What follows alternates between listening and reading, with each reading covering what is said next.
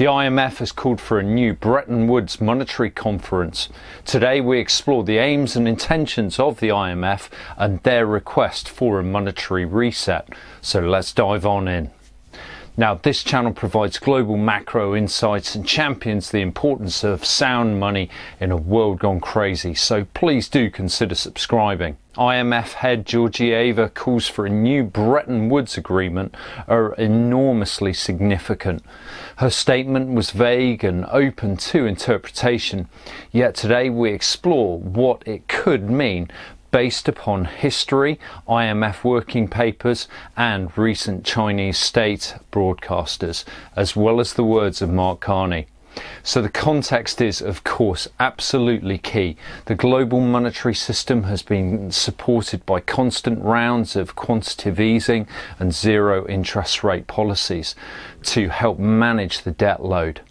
After all, our global financial system faces two major problems. First, the role of the US dollar as the global reserve currency, as we previously discussed in this video. And second, the seemingly uncontrollable growth of debts and central bank balance sheets. As far as the global reserve currency goes, the Triffin dilemma has posed significant problems for the US, clearly apparent today through the substantial current account deficit and the structural change which has led to a significant political backlash against globalist policies. It has also prompted much criticism of the way in which some nations feel access to the dollar has been weaponized in a so-called dollar trap. Yet the UN have been calling for the development of a new global reserve currency since 2009, when it became abundantly clear that the financial system was on its knees. Additionally, the IMF must help to ensure that the system avoids complete implosion, for if it were to do so, the wider public would completely lose confidence in the financial system and its institutions. In such an eventuality, the extent of the Ponzi paper scheme would be exposed for all to behold. And to that end, the IMF wants to step in to cover the failures and limitations of monetary policy. But let's be clear, the IMF have a policy agenda distinct from that of other nations, and that is to be a supranational body of greater power and influence than they currently have. Indeed, we have discussed previously the limitations of the IMF's special drawing rights, and very recently we have seen Georgieva demanding that the IMF needs a bigger bazooka. They want greater influence and power, and also understand that the economic centre of gravity is moving further eastwards.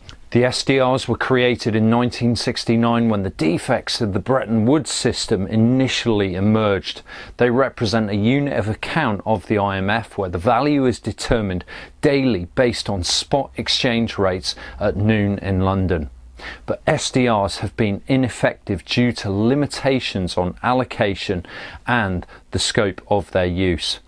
But according to one People's Bank of China former governor, they serve as the light in the tunnel for the reform of the international monetary system. For the first time, developing nations will have significant influence at a global monetary conference, but it must also do this while supporting the rollout of central bank digital currencies, which of course will have profound consequences for our privacy and the wider banking sector, as we discussed previously.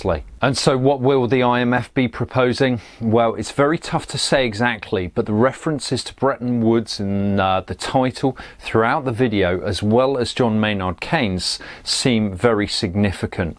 Perhaps this plan may be based upon the UK's failed 1944 proposal of the Bancor. A 2009 IMF paper by the then governor of the People's Bank of China, Zhu Xiaochuan, referred to Keynes's recommendation by stating, unfortunately, the proposal was not accepted. The collapse of the Bretton Woods system indicates that the Keynesian approach may have been more far-sighted. Indeed, Keynes understood that a national currency did not make a suitable global reserve currency due to the Triffin dilemma. So the UK's proposal was based upon a supranational currency which would function as a unit of account for international trade within a multilateral clearing system. Today, this could mean an IMF ESDR. In 1944, Keynes argued that the reserve currency, the Bancor, should be anchored to 30 representative commodities. Perhaps today it's conceivable that gold could actually be added to that weighted basket of currencies similar to that of the SDR. This would avoid putting too much focus upon gold and still offer the IMF and its cronies a relatively elastic supply of currency. And so the 2009 paper states that a super sovereign reserve currency not only eliminates the inherent risks of credit-based sovereign currency, but also makes it possible to manage a global liquidity. A super sovereign reserve currency managed by a global institution could be used to both create and control the global liquidity. And when a country's currency is no longer used as a yardstick for global trade and as benchmark for other currencies, the exchange rate policy of the country would be far more effective in adjusting economic imbalances. This will significantly reduce the risks of a future crisis and enhance crisis management capability. Indeed, there have long been calls for the IMF to be turned into an institution which is fully financed and managed by its own global currency. For instance, by former IMF chief economist Jacques Polak. It seems that China still remains keen on the Bancor plan. In July this year, Chinese state media CGTN ran this article, "Time for an international currency to replace the greenback." All links are in the description. Following the development of the Asian Investment and Infrastructure Bank, a rival to the World Bank, it seems China is forcing the hands of the IMF. The article highlights the damaging consequences of the Washington Consensus, which have been so forcibly applied to borrowing nations of the World Bank and the IMF. This included fiscal austerity in the midst of economic crises and forced privatization of state-owned assets. The consequent even slower economic growth would then push countries into debt traps where they would need further loans to pay off existing obligations. And so this article demands that China and other major economies should work together to institute a new international currency, independent of the US-controlled IMF and World Bank. The value of the currency could be based on the weighted average value of member countries' currencies. Thus, each country would be allotted an amount or line of credit based on size to settle trade and other financial deficits. If a country's financial requirements exceed its line of credit, the relevant nation could borrow more, but with manageable conditions to prevent debt traps.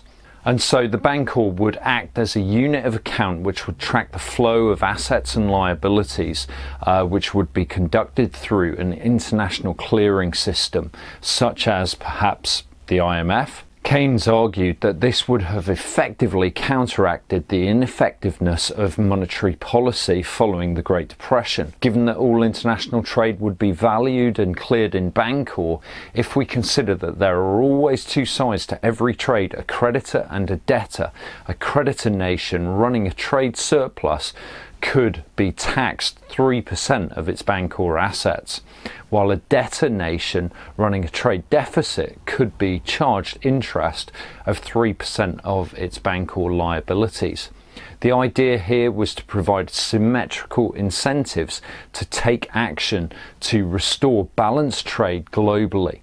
So the surplus country then has an incentive to spend its surplus on goods and services from the country with the deficit. Will the IMF wish to have such a system?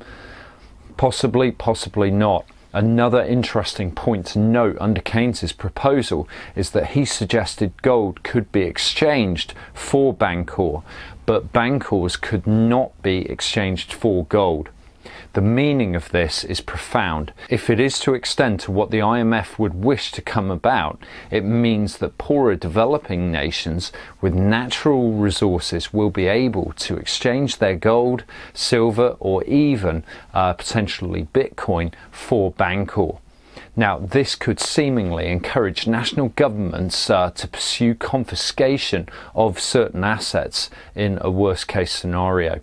Yet this is highly unlikely to happen imminently. So it's possible that gold could be used, but it won't be allowed to serve as a constraint to our bankers and their love of ever more elastic currency. But the IMF call comes just over a year after Mark Carney, former Bank of England governor, said the solution was to create a multipolar global economy rather than waiting for China's renminbi to challenge the dollar. For this, he suggested more thought should be given to creating a global electronic currency that could act as a synthetic hegemonic currency, provided perhaps through a network of central bank digital currencies.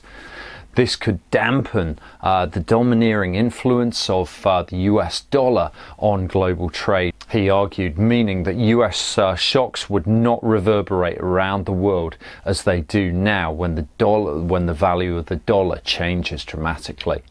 And so these proposals enable the IMF to have control of a supranational global reserve while being able to provide debt issuance to countries to enable them to embark upon inflationary fiscal expenditures to fulfill the ambitions of the Great Reset, while also integrating domestic CBDCs. And so are the two problems we discussed at the start of the video. This IMF proposal only answers the issue of the US dollar as a global reserve currency. It does not resolve and in fact may even aid the seemingly uncontrollable growth of debts and the central bank balance sheets. However, a further issue remains, and it is significant. The US holds in the IMF and the World Bank 17% of the two institutions' shares. According to the CGTN article, a supermajority of 85% is needed to overturn or revise existing policies. Should Trump win the election, what steps would be needed to encourage the US to forego the dollar's reserve status? I'd love to hear your thoughts on this. A global monetary conference is indeed needed, and there may well be the need to revalue gold as we've previously discussed. So we certainly live in interesting times. Now, I don't pretend to have all of the answers here, but this is where a lot of my research leads me. Do let me know what your thoughts and conclusions are in the comments below. Thanks so much for watching. Do consider subscribing and following me on Twitter, and I'll see you next time. Bye bye.